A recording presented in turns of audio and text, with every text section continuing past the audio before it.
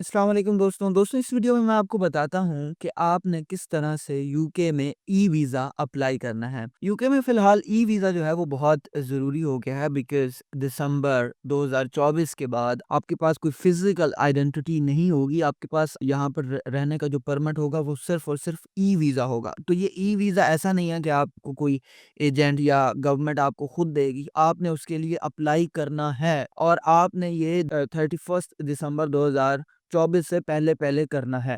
इस चीज़ के बारे में डिटेल्स आपको ऑलरेडी मेल्स वगैरह में मिली होंगी। तो आपने अब करना क्या है, यूके का ई वीज़ा लेने के लिए आपने सबसे पहले यूके वीआई की वेबसाइट पर जाना है और वहाँ पर जा कर के अपना एक अकाउंट बना लेना है। ठीक है? वो एक अकाउंट जो होगा यूके वीआई की वेबसाइट पर, उसी पर आप अपना ये प्रोसेस भी करोगे और उसी पर आप अपने ई वीज़ा को एक्सेस भी करोगे और उसी पर जाकर के आपने अगर अपने उस वीज़ा में कोई एडिशन या सब्ट्रैक्शन करनी होगी, तो वो भी आप कर पाओगे। अब शुरू प्रोसेस करने से पहले 2 चीज़ें जो है ना वो बहुत ज़रूरी हैं। एक, आपके पास आपका बायोमेट्रिक रेज़िडेंस परमिट होना चाहिए और दूसरा, आपके पास एनएफसी वाला मोबाइल होना चाहिए क्योंकि इसकी आपको बहुत ज़्यादा ज़रूरत। अगर आपके मोबाइल में एनएफसी नहीं है, तो फिर आप अपने किसी दोस्त की हेल्प ले सकते हैं जिसके पास आईफ़ोन हो या एंड्रॉयड के भी मोबाइल अच्छे जो हैं जिनमें एनएफसी है। यानी कि जिनसे एनएफसी का मतलब होता है कि आप मोबाइल ऐसे टच करते हैं और आपकी पेमेंट हो जाती है। बहुत सिंपल है, मैंने भी खुद ही किया था। तो आपने सबसे पहले यूके वीआई की वेबसाइट पर जा कर के अपना अकाउंट क्रिएट कर लेना है।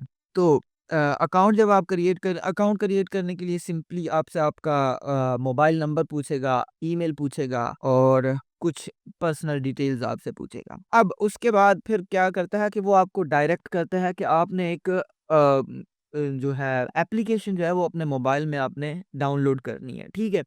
तो आपको वो डायरेक्ट करेगा, आपने वो ऑफ़िशियल जो उनकी एक एप्लीकेशन है वो आपने अपने मोबाइल में इंस्टॉल कर लेनी है। अब उस पर वो आपको आपसे कुछ पिक्चर्स लेगा, आपके पासपोर्ट की शायद पिक्चर लेगा, आपकी अपनी पिक्चर लेगा और वो पिक्चर की मज़ीद वहाँ पर डिटेल होती है कि भई वहाँ पर शैडो नहीं होना चाहिए आपकी पिक्चर में, आपकी पिक्चर क्लियर होनी चाहिए, ऐनक वगैरह ना पहनी हो, चेहरा जो है वो छुप ना रहा हो।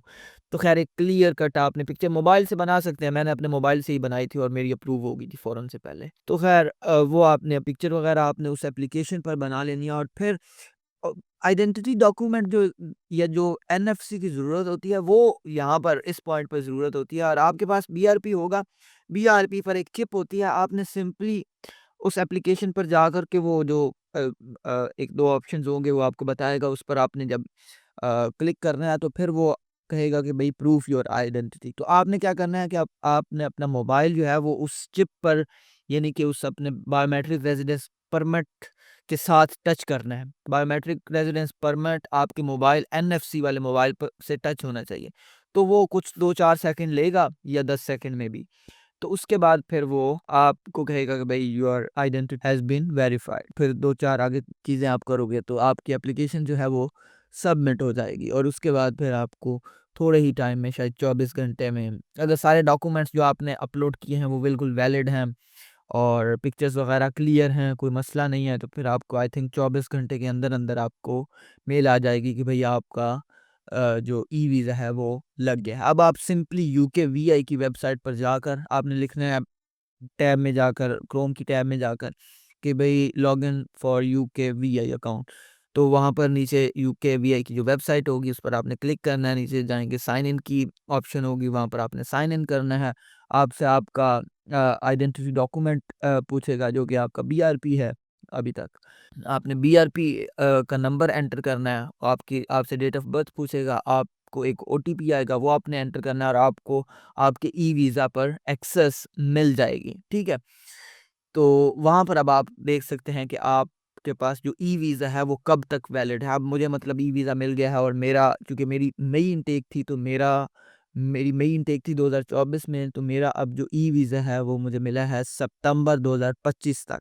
तरीक़ाकार है ई वीज़ा गेट करने के लिए। Thank you so much, keeps watching me and do subscribe my YouTube channel. Thank you so much. मिलेंगे किसी और वीडियो में।